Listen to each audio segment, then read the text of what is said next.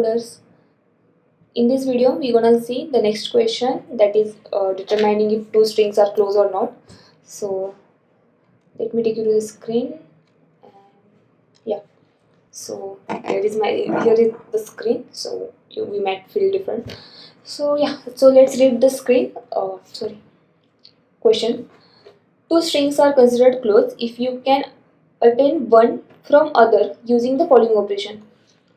Okay, and for operation 1 is swap any two existing character. Operation 2 is transform every occurrence of one existing character into another existing character, and do the same with other character. For example, AACAB, and they have just swapped occurrence of A with occurrence of BB. And yeah, so basically in first string we can see here ki we have 3 A's, and in here we just swapped A, and here we have 2 bits, and we swapped that frequency and we get 3 bits and 2 A's.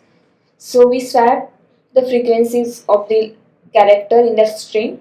So to attain string, to get the string from one string to another string, we can do this operation also. Yeah, let's see ki this was the original our string, that is the word 1, and we have this, and we swap that's 3A to 2A and 2B to 3A. Sorry, 2B to 2A, and we get this, and this was our original string, and then we got that string by using the operation 2. So basically we have this 2 operation. In one operation we can swap, basically we can rearrange those characters, and in operation 2 we can rearrange the frequencies of that characters. So yeah, what we have to do here then, we have to, you can use operation either as many times. Okay, there is no compulsion ki k times or something, we can use it as many times. So given two string, the word 1 and word 2, return true if word 1 and word 2 are close, otherwise false. So they will give us the word 1 and word 2 strings.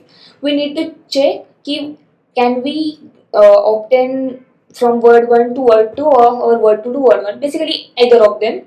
If we can get a word 1 from word 2 or word 2 from word 1, both are same only. And then we have to return true, otherwise we have to return false. Okay, so what we can do here, my first observation is they have said swap any two existing characters. Then again, every occurrence of existing characters, they have also that they have also did that bold. So basically, both words should have same characters. I think both words should have same characters. So first we have to check if both words do they have the same characters containing. Like if word 1 have the different character than the word 2, then we can't obtain it. And if word 2 have different character than word 1, then we can't obtain it. So first we will check that if both words have the same characters, then we will return true, otherwise we will return false. Then second operation is transform every occurrence of one existing character to another existing character. So here what we get here ki if we are exchanging the frequencies, so the frequencies should be like in word 1 whatever the frequencies was there. I'm not saying ki corresponding to its characters. I'm just saying ki frequencies. Those frequencies and the frequencies in word 2 both should be the same. Basically those frequencies belongs to whichever the character. First we have to check if both word 1 and word 2 should have the same characters. Then we have to check the frequencies of characters of word 1 and frequencies of character of word 2. Then we'll take just frequencies in those words, in those of those character, and we'll check ki both frequencies are also same or not.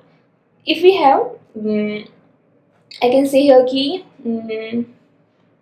here in example 3 we have CA triple BA and we have A double B triple C. So basically we had 1C, 2A, 3B, and here in word 2 we have 1A, 2B and 3C. Here also we have the frequencies 1 to 3, and here we have the frequencies 1 to 3. And I didn't mention ki one frequency of this, two frequency of this, three frequency of this.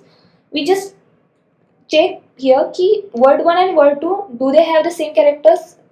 And second, the frequencies in word 1 and frequencies in word 2 are those same. If it is, then yeah, we can perform operation 1 and operation 2 and we can get those words. And they have just asked ki, can we obtain it using this operation? We don't have to actually make it. We just have to predict it ki, can we do it? So yeah, based on these two observation, we can do it. So first, I have written algebra code. I can explain it through that code. So yeah, as I said, ki we have to check ki characters whichever they are in word 1 and word 2, those should be same. And they have told ki here in constraint, word and word 2 contains only lowercase characters. So I have took a vector of 26 length and I'm taking its frequency basically. Word 1 ch minus, as it is lowercase, that's why I'm did it minus my a, and here also. And then I'm checking here in this loop, if word 1 at that index is not equal to 0, it means that character is present in word 1, and word 2 at I is equal to 0, it means ki that character is then present in word 2. And same thing happen for word 2 also. The character is present in word 2 and character isn't present in word 1. So in that case we'll return 0, that we don't have the same character, the character in word 1 that is not present in word 2, or the character present in word 2 that is not present in word 1. In that case we'll return 0. So this will filter out if those words have the same character or not.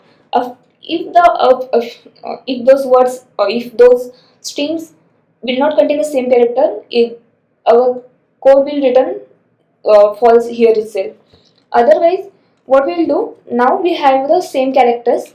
Now we will sort those frequencies basically. The W1 is frequency. W1 stores the frequency of characters in word 1 and W2 stores the frequency of characters in word 2. So we have uh, sorted those frequencies so that we can check. We can basically, we are here basically we are checking ki those two vectors should be the same. Those two frequencies should be the same. So we have checked here, as I said ki irrespective of that frequency belongs to whichever the character, we just want same frequencies. So I should do this step after this step only.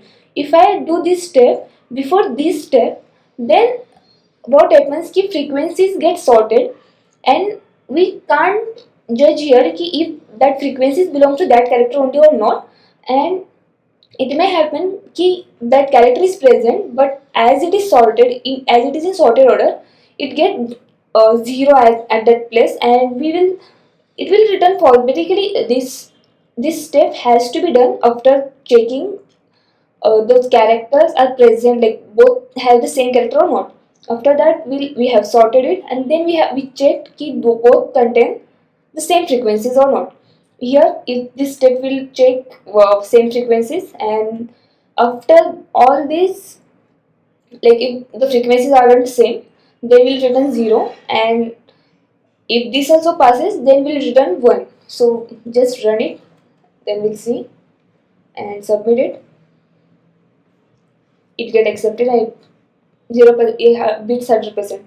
So what the time complexity for this question, like for the answer solution? Here it is taking, like it is big of 1, and for the all the characters is big of n. Same for this, big of n. Here also big of n. This will take big of n log n. So here n is, we have n doesn't mean here ki word size. Basically here n is the 26, because we have defined its size, that is 26. So here big of 26, big of 26, here a big of 26, and here also it will be big of 26 log 26, and here also again big of 26. So basically it's a constant time complexity, that is a big of 26 log 26. But as we say ki n is equal to 26, and then we'll see ki its time complexity is big of n log n. And then basically time complexity is constant, but in terms of n we can say it is n log n. So time complexity is n log n, and space complexity is big of n, and here again n is equal to 26. We have stored the characters frequency, that's why it's storing complexity is big. Extra time, extra space that we have used is big of 26, so big of n. And yeah, so space complexity is big of n. Complexity is big of n. And yeah, so this is the simplest approach that I can explain you, and optimal solution also. So we'll meet in next video. Till then, bye bye.